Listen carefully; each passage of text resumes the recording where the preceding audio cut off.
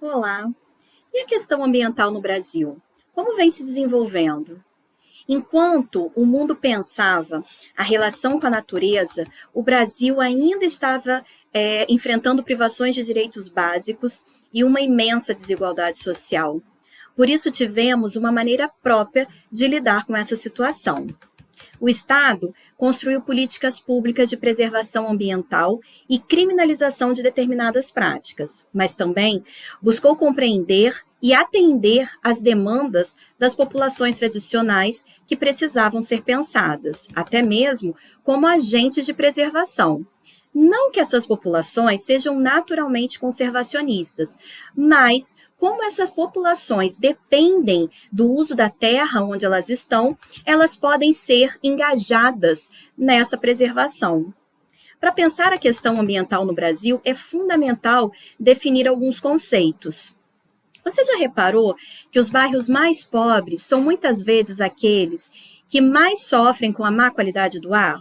Com problemas sanitários, com a contaminação do solo? Que comunidades tradicionais também estão mais expostas a questões em relação à infraestrutura, por exemplo, construção de hidrelétricas? E que países economicamente mais frágeis estão expostos a maiores agressões ambientais, como exportação de lixo e substâncias tóxicas por outros países mais ricos? Então, estamos falando aqui de desigualdade ambiental, quando riscos ambientais são distribuídos de maneiras desiguais entre os diferentes grupos sociais, assim como renda e acesso a serviços públicos. Podemos pensar também em racismo ambiental, que são formas desiguais pelas quais etnias mais vulnerabilizadas são expostas a fenômenos ambientais nocivos, como consequência de sua exclusão dos lugares de tomada de decisão.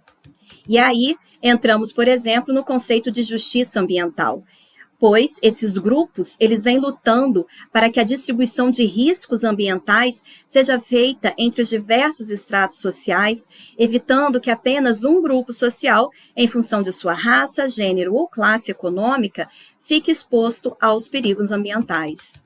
Um outro conceito importante para compreendermos a questão ambiental no Brasil é conflito ambiental, que é a disputa material ou simbólica por território ou recursos que geralmente são assimétricas. Os conflitos ambientais revelam-se em disputas por recursos, como é o caso da água, por exemplo, ou por formas específicas de viver, como é o caso das demandas de grupos indígenas e de outras comunidades tradicionais. Pensar em conflitos ambientais, portanto, nos faz refletir sobre as relações que nossa sociedade trava com a natureza e as escolhas de desenvolvimento que fazemos. A compreensão da forma como a questão ambiental foi sendo construída no Brasil e como podemos lidar com as questões ambientais daqui para frente é algo que cabe ao Estado, às empresas, mas também ao indivíduo comum.